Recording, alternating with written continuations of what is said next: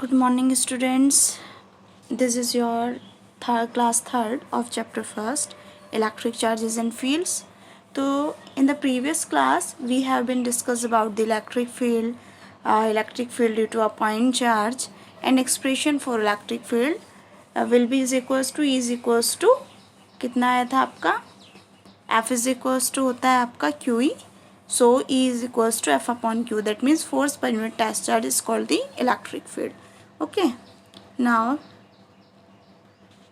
today we will talk about the topics. First है आपका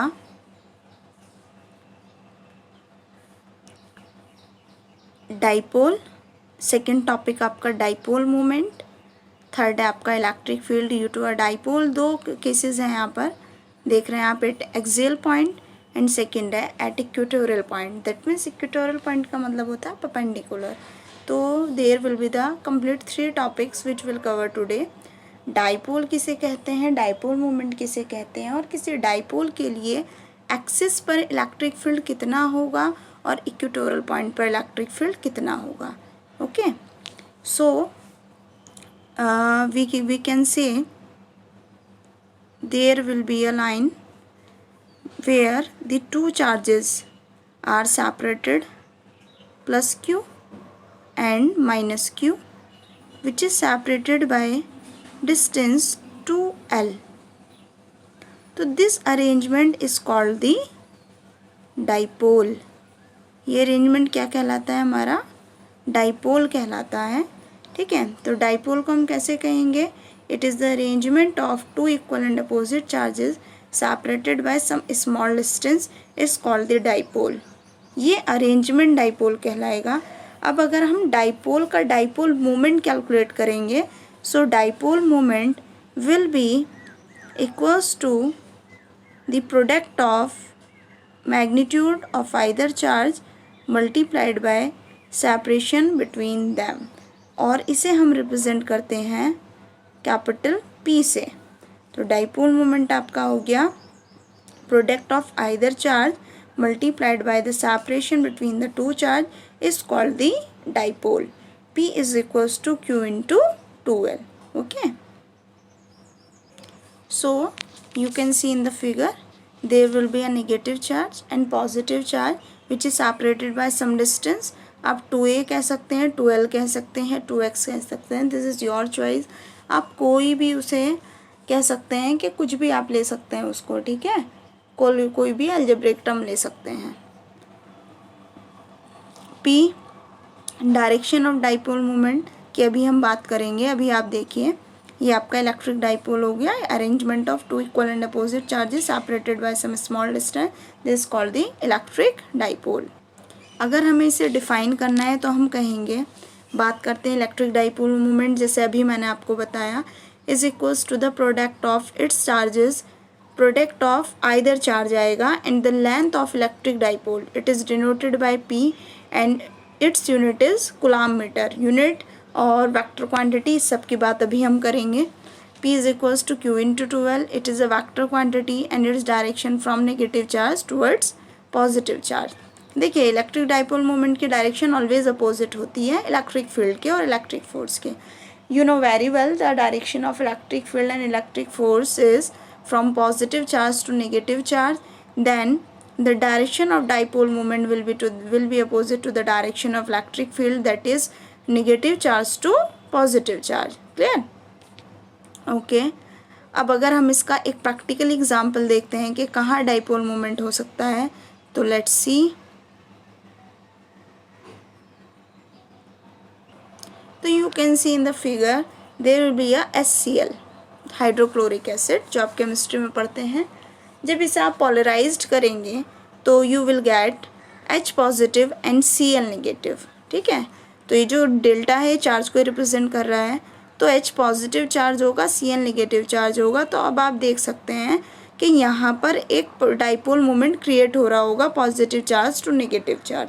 तो आपके जितने भी मॉलिक्यूल्स पोलराइज हो सकते हैं, पोलराइज का मतलब है जो डिफरेंट चार्जेस से मिलकर बना है, जैसे कि NaCl, Na positive Cl negative. यहाँ पर भी डाइपोल मोमेंट होगा. ठीक है, एक परमानेंट डाइपोल मोमेंट एग्जिस्ट करेगा। पोलर और नॉन पोलर मॉलिक्यूल्स, आगे हम इनको चैप्टर 2 में भी डिस्कस करेंगे। अब देख सकते हैं हम डाइपोल मोमेंट का अपना कुछ मैग्नीट्यूड भी होगा। मैग्नीट्यूड दैट मीन्स कोई न्यूमेरिकल वैल्यू होगी। P is equals to Q into 2L। Direction भी आप देख सकते हैं पर्टिकुलर डायरेक्शन होगी, so it is a vector quantity. Okay, तो हमने देखा इलेक्ट्रिक डाइपोल किसे कहते हैं, डाइपोल मोमेंट कैसे कहते हैं। अब बात करते हैं इसके डायरेक्शन की। ठीक है, तो हम देखते हैं डायरेक्शन कैसे निकालेंगे। तो देखिए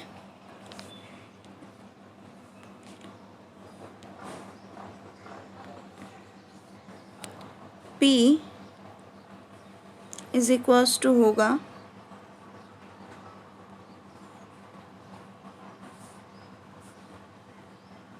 P इक्वल्स टू है आपका Q इंटू 2L। ठीक है, Q इंटू 2L है।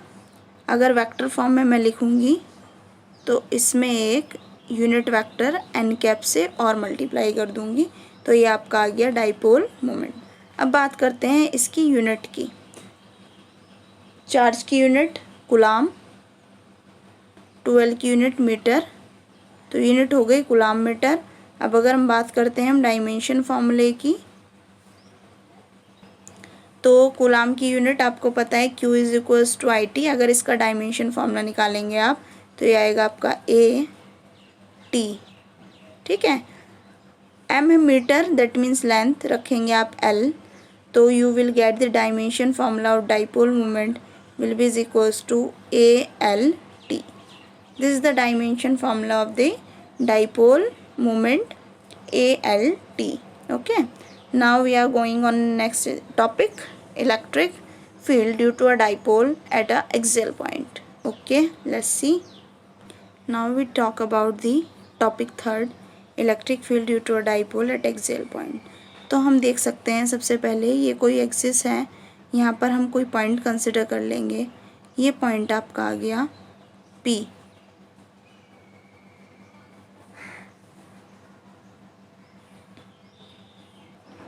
तो हम लोग एक डाइपोल ड्रॉ करते हैं। सबसे पहले आप देख रहे हैं कि स्ट्रेट लाइन है, A, B और P पॉइंट हमने उसे नेम दिया है।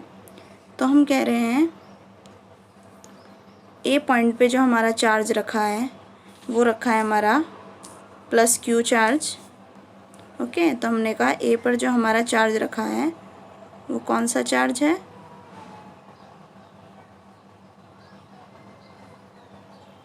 +Q चार्ज रखा है। और B पॉइंट पर जो हमारा चार्ज रखा है, B पॉइंट पर हमारा चार्ज रखा है -Q। B पॉइंट पर हमारा चार्ज रखा है ओके -Q चार्ज रखा है। और ये सेपरेटेड है एक दूसरे से किसी डिस्टेंस 2L पर, 2L डिस्टेंस पर ये हमारे सेपरेटेड हैं। A से B तक की जो डिस्टेंस है वो कितनी है, वो हमारी है 2L। ओके,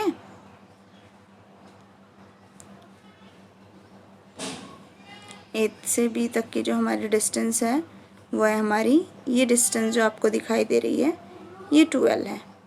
ये कोई मिड पॉइंट है जिसे हमने O कहा, इस मिड पॉइंट को हम कहेंगे O। ये आपकी 2L है, तो ये वाली distance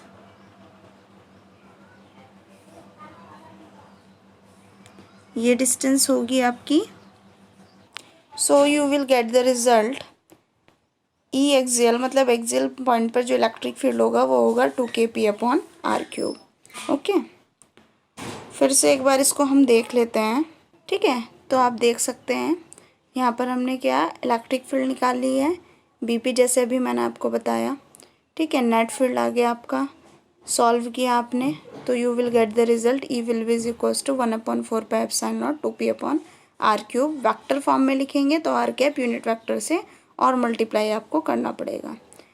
now comes on the next topic, electric field due to a dipole to an equatorial point. चलिए देखते हैं कैसे करना है इसको। ठीक है, तो इक्वेटोरियल पॉइंट के लिए हम करते हैं, तो हमने एक डाइपोल बना लेंगे। सबसे पहले तो यहाँ चार्ज है आपका, चार्ज अभी सब्स्टिट्यूट करेंगे पहले, यहाँ पर चार्ज है हमारा प्लस क्यू, तो यहाँ पर हमें एक चार्ज पुट करना है। इस पॉइंट पर आपको प्लस क्यू चार्ज, तो यहाँ आ जाएगा हमारा प्लस क्यू चार्ज।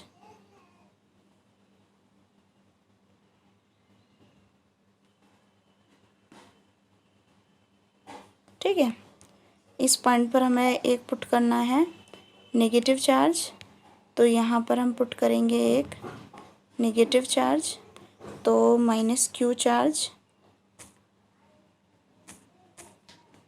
हमने यहाँ पर एक सब्स्टिट्यूट कर दिया माइनस क्यू चार्ज। कितनी सेपरेशन पर होता है ये आपका, आप जानते हैं 12 डिस्टेंस पर, तो हम करेंगे ये 12 डिस्टेंस पर हमारा एक चार्ज आ जाएगा। ठीक है, 2L डिस्टेंस पर।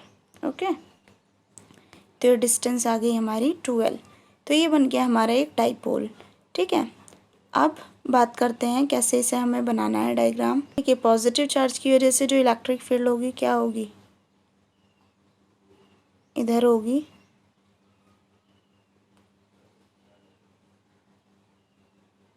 ठीक है, और नेगेटिव चार्ज की वजह से जो इलेक्ट्रिक फील्ड होगी वो इधर होगी। एक सेकेंड,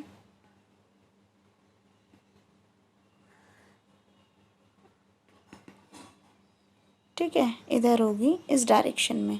तो जब हम डायरेक्शंस बनाएंगे इलेक्ट्रिक फील्ड की, और ये आपका क्या आ जाएगा, एक यहाँ से एक, इस पॉइंट से एक आपका ये परपेंडिकुलर आ जाएगा। ठीक है, ये दोनों लाइन सिमेट्रिक होगी। जब आप इस ट्रायंगल को बनाएंगे तो दोनों स्ट्रेट जाएंगी। ठीक है, राइट एंगल ट्रायंगल एक आपका बनेगा। तो यहाँ से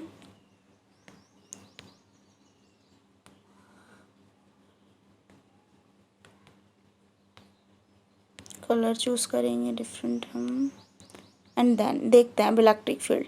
तो इस पॉइंट से जो इलेक्ट्रिक फील्ड की डायरेक्शन होगी अवे फ्रॉम दिस चार्ज। ठीक है, ई प्लस क्यू कह देंगे जिसको हम, प्लस क्यू चार्ज की वजह से जो इलेक्ट्रिक फील्ड होगी, और इस पॉइंट पे जो इलेक्ट्रिक फील्ड की डायरेक्शन होगी वो इस डायरेक्शन में होगी, इधर होगी इस लाइन के अलॉन्ग। तो अब देखिए इधर क्या बन रहा है आपका, यह डिस्टेंस 2L थी, इस डिस्टेंस को हमने कंसिडर कर लिया R। जब आप कॉपी में आप देखेंगे तो ये अभी आपको कैसा दिखाई दे रहा है, इक्विलेटरल ट्रायंगल नहीं दिखाई दे रहा, बट एक्चुअल में इक्विलेटरल ट्रायंगल होगा, क्योंकि ये हमारे नीचे वाला जो बेस है आपको कुछ देखिए इंक्लाइन दिखाई दे रहा है, बट एक्चुअल में जब ये स्ट्रेट होगा तो इक्विलेटरल ट्रायंगल बनेगा, ये राइट एंगल ट्रायंगल बनेगा। और ये वाला जब आप निकालेंगे तो ये कितना आ जाएगा, √R² प्लस L²। इसी तरह से ये वाली डिस्टेंस भी कितनी आ जाएगी, √R² minus L² plus L², plus आएगी माइनस आएगी, दिस ये होगी आपकी L। एक मिनट देखते हैं पाइथागोरस थ्योरम लगा के, this square is equals to this square, hypotenuse square will be is equals to perpendicular square plus base square, हाँ प्लस L² आ जाएगा। अब देखिए रिजल्टेंट फील्ड की बात करते हैं, रिजल्टेंट फील्ड किधर जाएगा, आपको इस तरह से दिखाई दे रहा है इस पॉइंट P पर, इसे कह दिया हमने पॉइंट P, एक ये है, ठीक है, एक लाइन ये है।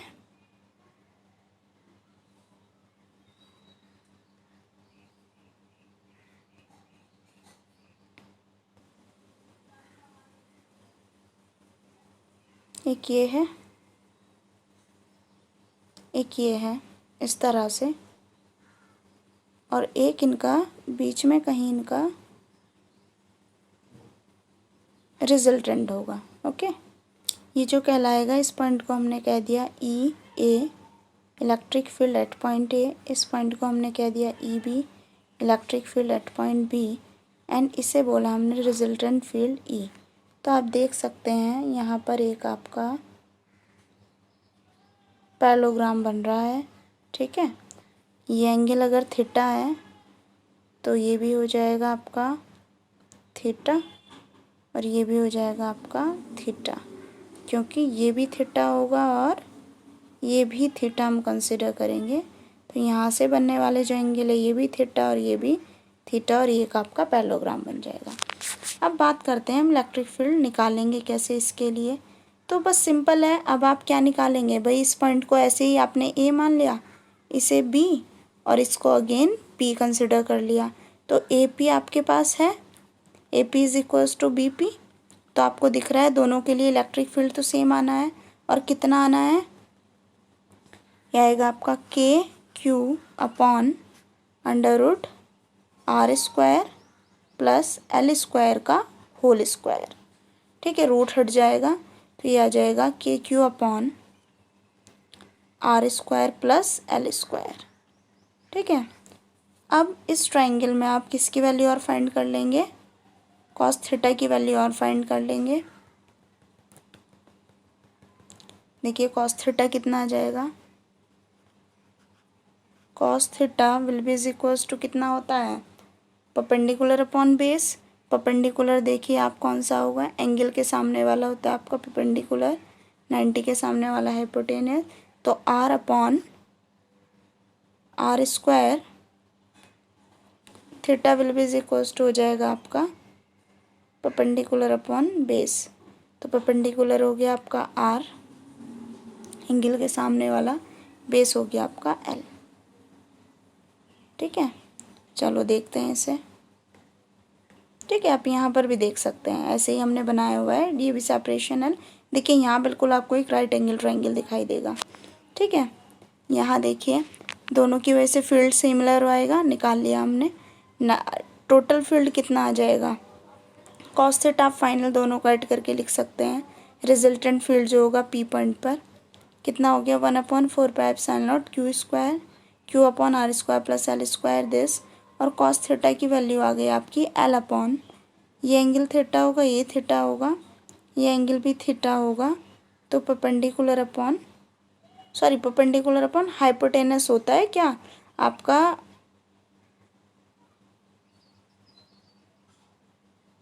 हाँ perpendicular upon hypotenuse cos theta.